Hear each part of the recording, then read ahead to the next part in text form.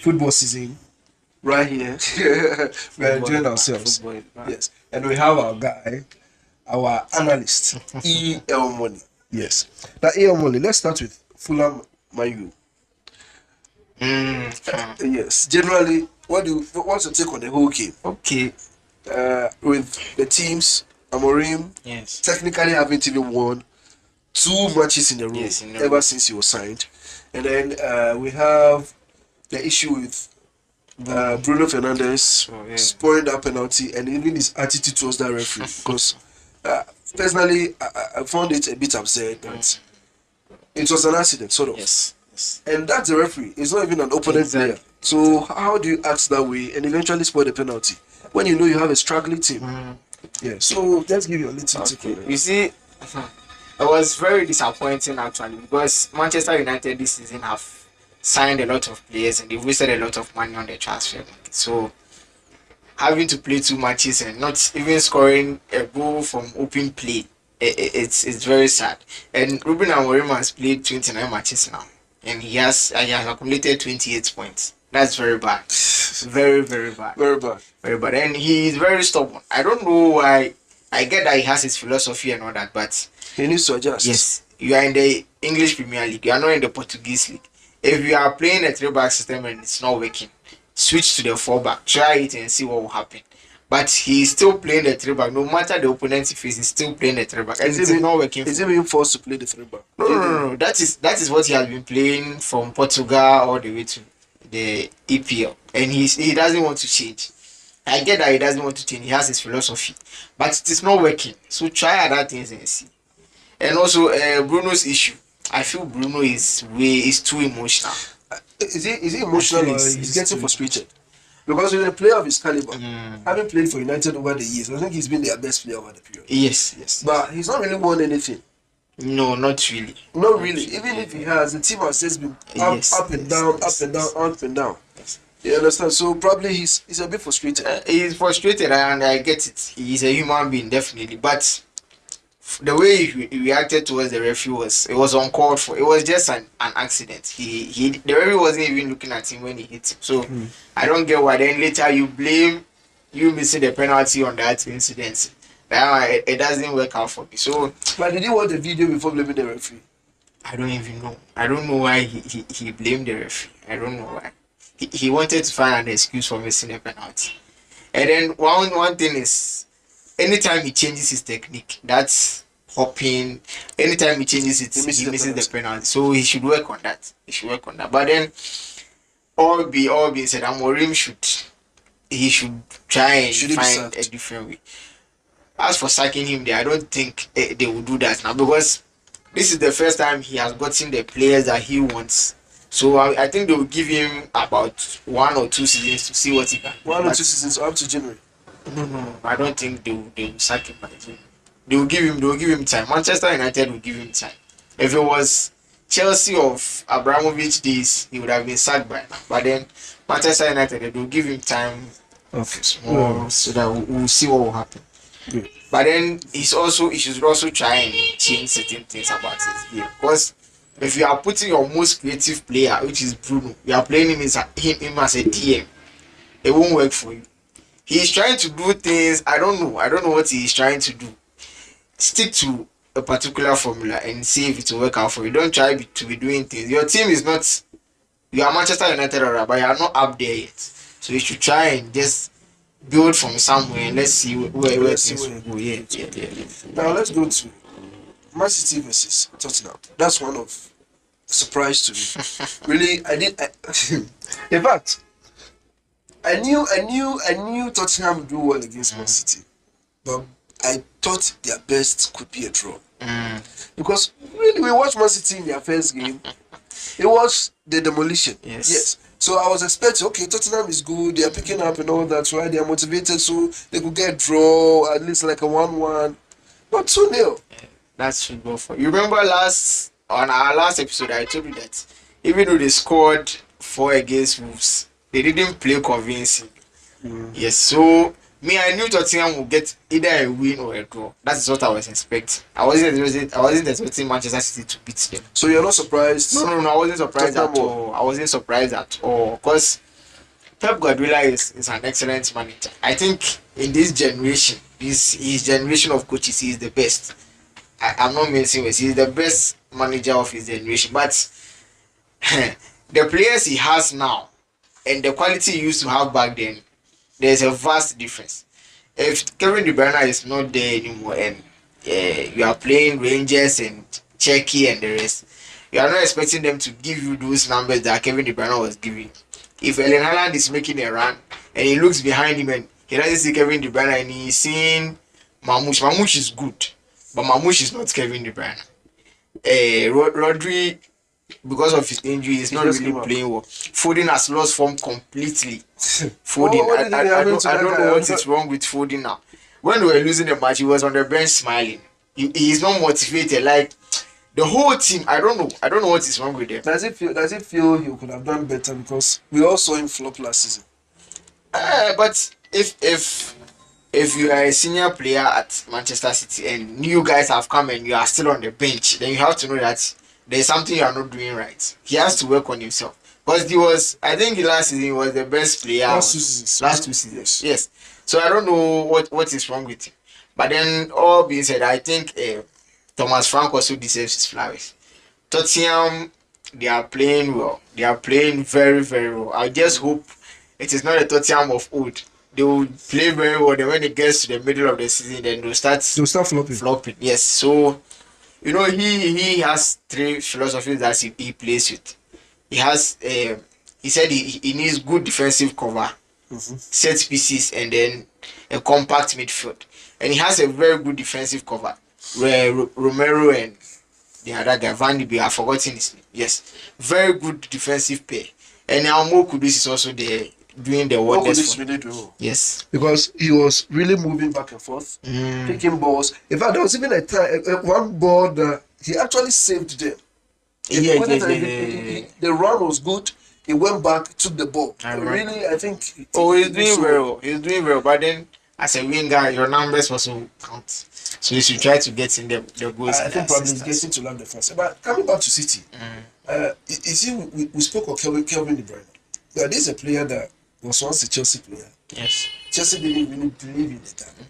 Because why? He was young, they know that. Don't you think with a new City build, they might also need a little time to get to the city? If City was, let's say, and I won't say Arsenal, don't say I'm disrespecting them.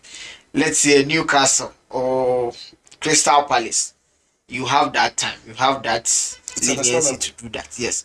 But when you are playing for Manchester City, a team that has won the league consecutively for 4 times in a row, you don't have time to be relaxing.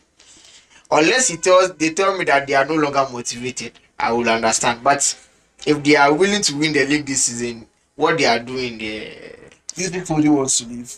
No. Foden doesn't want to leave. It is just that they need to get a little bit motivated and they need to get the right players to fill in the blank spaces for them. Their goalkeeper, he was the best keeper in the championship last season, but to start for a team like Manchester City, it's pressure. Yes. So he might. So let's see how things go. Okay. It's just the second match. So that's the second match. At least before the mid of the season, we'll know. Yes, exactly. We'll know where things. Now we're coming back to Wstham versus Chelsea. Now the Chelsea has begun Chelsea in again. Exactly. It was a wonderful game. Yes. But was Chelsea that good or Wstham was that bad? Is it that Chelsea was too good or Wstham was that bad? Wstham was bad, but then Chelsea was excellent. The reason I'm saying this is when the match started, I think the first 10 minutes, it was going to be like the Crystal Palace Chelsea match where they were blocking all our passing lanes and all that. But then when our coach Enzo Maresca noticed that these guys were trying to block the pass lane and all that, he changed his formation. He changed the management of his team, his in-game management and everything, and then everything settled, and then we were able to score them.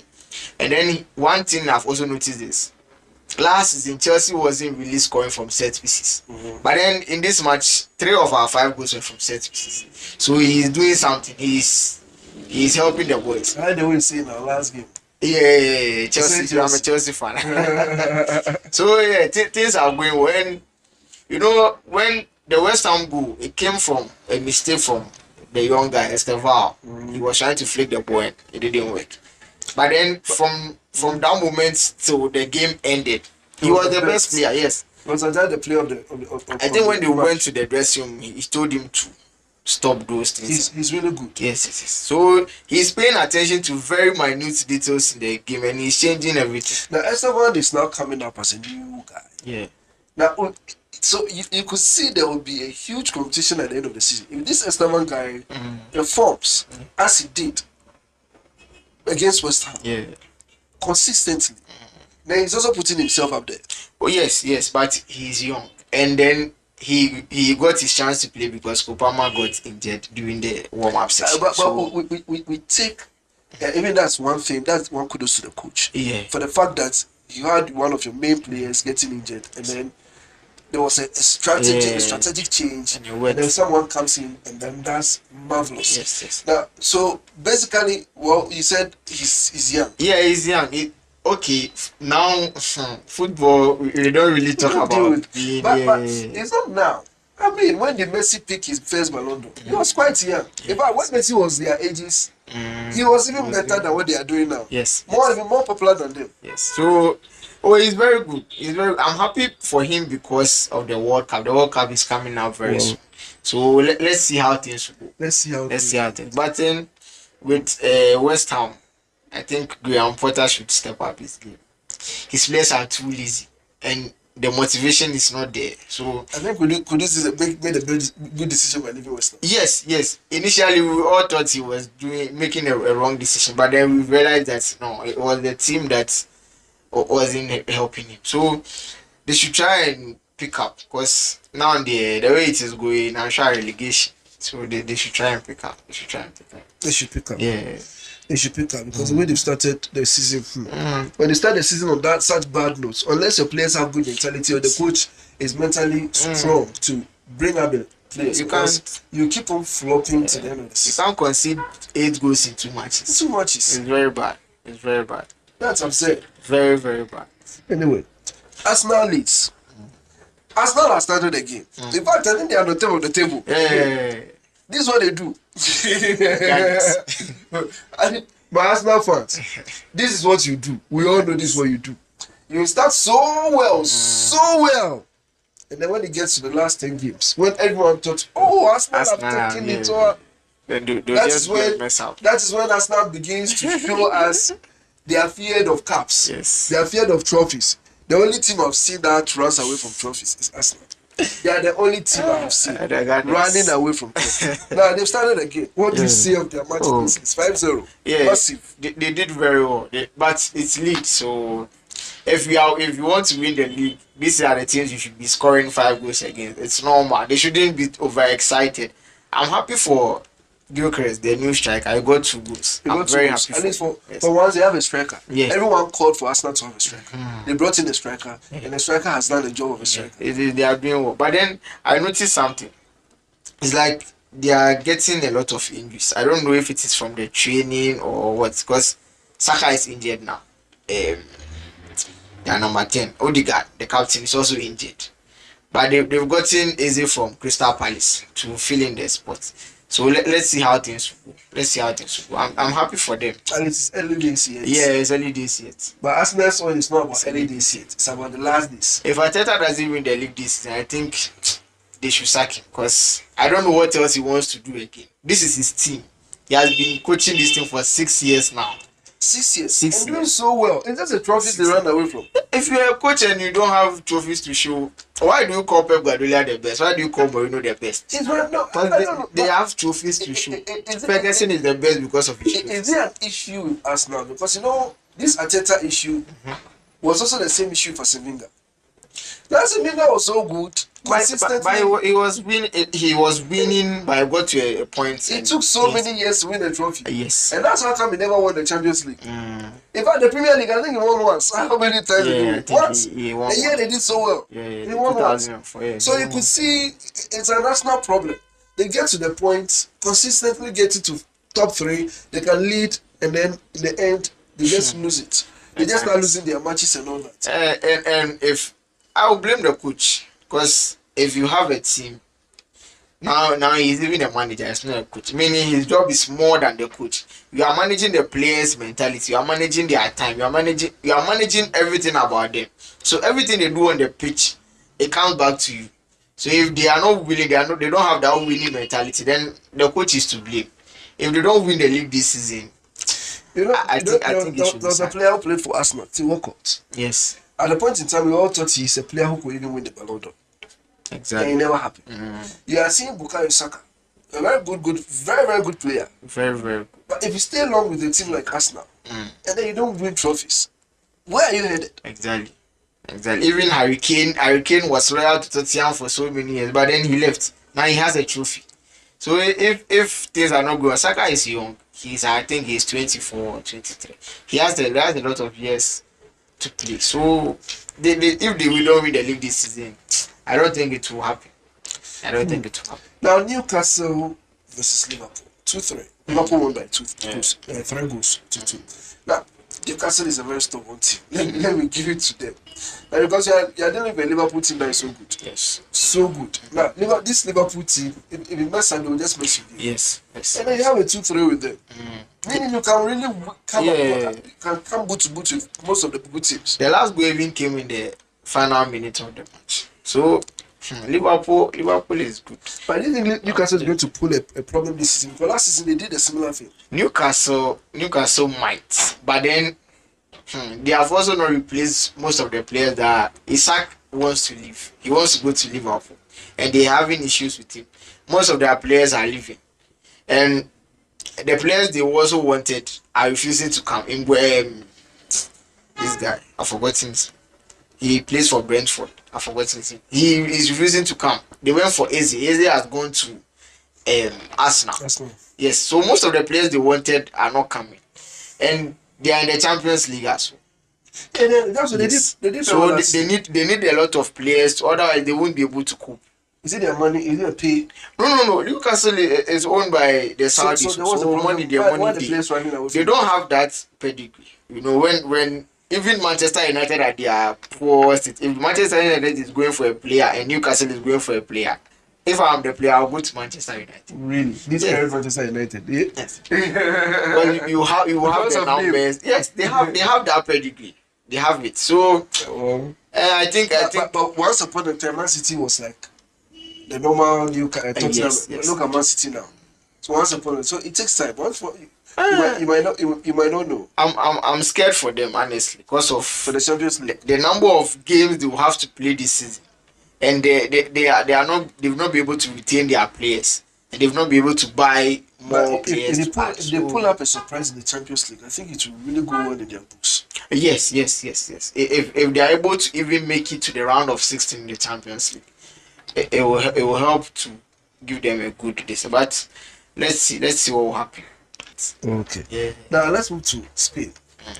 Now we had Olviedo playing Real Madrid, and then Madrid won by 3 goals to 0. Mbappe scoring 2 goals, and I think Vinicius scoring 1. Mbappe, that guy. Mbappe is a serious player. He's an excellent player. Mbappe is mentally strong. Mbappe, because you remember last season, at the beginning of the season, everyone was saying he's flopping. And he ended up winning the Golden Boot. Yes. Mbappe is a serious player. If he doesn't play anything, he will make sure he give you the numbers. He ended up winning the Golden Boot. Yes. Last season it was sad. Even at the point in time, some of the Madrid players were ignoring him. He ended up winning the Golden Boot. Mbappe. And funny enough, he's in the line of the Ballon d'Or, the chosen one. Of course. He will always be there. He's been consistent ever since he broke out from Monaco, and he's still being consistent. Mbappe is a very good player. It's rather unfortunate that he hasn't been able to win the Ballon d'Or yet, but there's still time. Oh, there's still time. There's still time. So let's see. I'm just praying that. By the way Madrid are playing, Barca will give them problem this season again. Barca will give them a lot of problems this season because creatively they are lacking. Ada Gula is the only creative, I would say the only creative player they have in their midfield. And apart from him, everything is static. They don't have any other special player. So if Mbappe doesn't really get the ball to make those runs, or Vinicius doesn't have a good day, then everything they play is yes. So I think Alonso is working on that. So let's see how things will go. And their defensive pair too, Rudiger and Militao. I don't know. I don't know if they are playing try and error, or I don't know what they are doing there. They should get another good defender. Don't you think Rudiger is sort of aging? Rudiger is aging. And Rudiger hasn't been really that top-notch defender for a while now. It's just the Madrid aura that is, Madrid aura, and he's just sailing through like that. But he makes a lot of mistakes. And this guy too, Trent left Liverpool. We all thought Trent was going to be very excellent at Madrid because of Mbappe and his runs. You thought he would be giving him a lot of crosses, but it's still not picking for him. From the Club World Cup till now, Trent is still not. He has still not been able to establish himself. And when Cavara comes back from injury, he might take back his position. Yes, so Trent has to step up. He has to step up. Cavara is good. I don't player. He's still playing like this. Yes. He's really good. Yes, he plays with a lot of passion. That is what most players lack. How many Champions League does he have now? Cavara, I think he has 5. Yeah, 5 champions. He has 5 champions. He's played with the big players. He has played from the time they started winning back to back. He has always been consistent. Always been their right back. Yes. Cavara is very good. I think he was in the Ballon d'Or conversation even last year when Rodri won it. Yeah. When Rodri won it. Yeah, so now let's go to Barca. Levante versus Barca. Barca scored by 3 goals. Barca scored by. Yes, we had Pedri scoring, Ferran Torres scoring. I think Lamine assisted 1 goal. Yes. And then there was an own goal. Yes. One thing most teams don't. They refuse to learn. When you are playing against teams like Manchester City, Barcelona, teams that possess the ball a lot, when you're able to score, I think 1 or 2 goals, don't sit back. Don't allow them to play the ball. Be on them. That is what Chelsea did to PSG in the Club World Cup. When you are always on them, you're on them, they get frustrated. Then they start missing their passes and all that. So you need to be consistent with your style of play. But when you sit back and start defending, that is what Levante did. After the 2 goals in the second half, they sat back. As if they wanted to defend the ball. Yes, it won't work because they have players who can playing the way you are playing because you've scored 2 goals with the same style. They have players who can penetrate. Lamine Yamal can penetrate. Pedri can penetrate. And I think there's something. The good teams, one thing is that probably when you score them early goals, they know you come back to defend. So they plan for the defense. Plan ahead, yes. So you have to surprise them. I always use the PSG Chelsea match as an example. When Chelsea scored the first 2 goals, everyone was expecting Chelsea to fall back. Yes, but we kept on hammering. Even in the second half, we didn't really create a lot of chances, but we didn't allow them to play the ball the way they wanted to play. That is what you do to teams like that. You frustrate them. But when you give them that respect and you sit back, they will come. And when they come, they will score. They will score. Yes. A perfect example was the Super Cup against Tottenham. Thomas Frank he took Kudus and Paulinho out, and then everything he wanted to defend. It won't work.